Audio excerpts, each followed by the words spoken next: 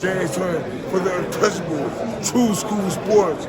Let's go, baby. Bow! Be careful what you wish for because it can become a reality. Yeah. The untouchable True School Sports Empire proudly presents something the boxing games are missing. And y'all know the rest. Listen, guys, I'm on the train right now, but it don't matter if we're on the train, it don't matter if we're in the city, the country. These boxing videos get made. So listen, real quickly, I just wanted to give my little preliminary thoughts on Benavidez Morrell, because supposedly, according to David Benavidez, they went ahead and they agreed to the fight. So I'm still skeptical that the fight's gonna happen because they haven't actually announced a date, location, TV network. You know, I'm always like real particular about that. But let's just assume that it has. Let's take David Benavidez's word at face value. That's a hell of a fight. You know, Benavidez has been chasing Canelo for the longest time. He's not gonna fight him now, but like in that little period of time, you know, he's went on a crazy run now, fighting Caleb Plant, Demetrius Andrade, Alexander Gvozdyk, and now, you know, a very young, dangerous, prime guy like David Morrell. I mean, you got to give him his credit. He's showing the boxing world that he is who he says he is, and that's probably one of the strongest 4-fight runs in boxing right now. So, really good fight. You know, I think now you can really say it's happening at the right time, because if they would have fought a little earlier, Morrell didn't have as many fights. You know, if he would have beat him, let's say a year and a half, 2 years ago, they would have fought a year and a half, 2 years ago.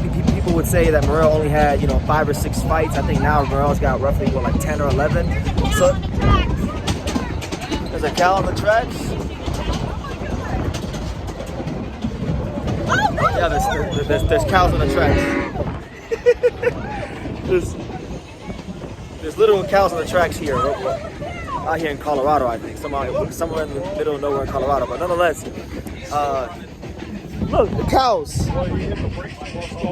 Cows. Crazy.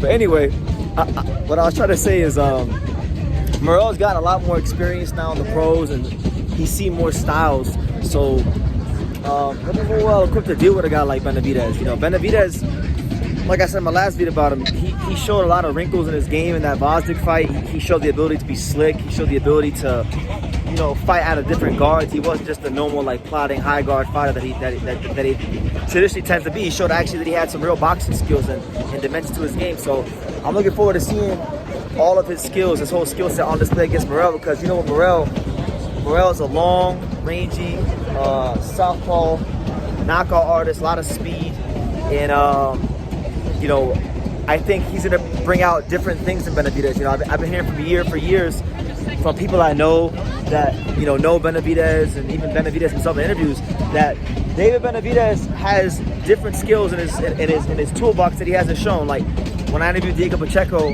he was real particular about that David Benavidez, you know, whom he spars with, and that's a stalemate.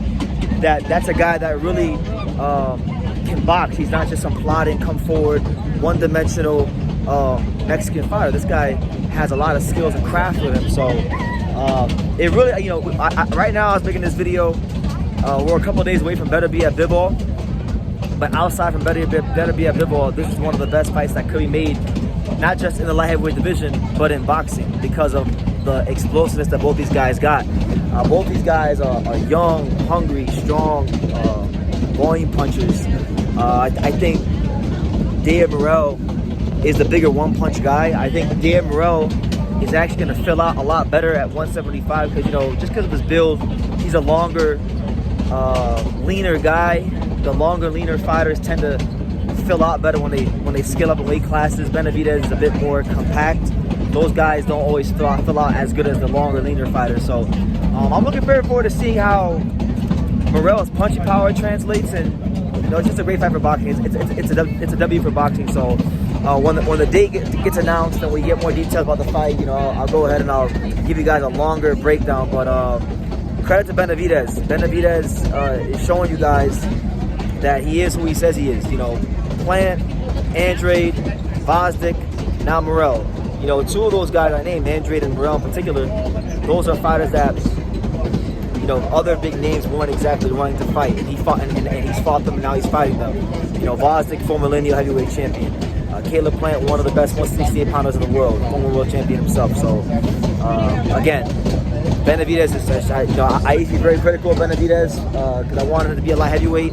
He's done that, so I give him his due, and he's definitely shown, not just myself, but the whole boxing public, that he's willing to take on any and all comers. So, it's actually, believe it or not, and on the video on this note, it's actually making Canelo Alvarez look like a straight coward. And I got nothing against Canelo.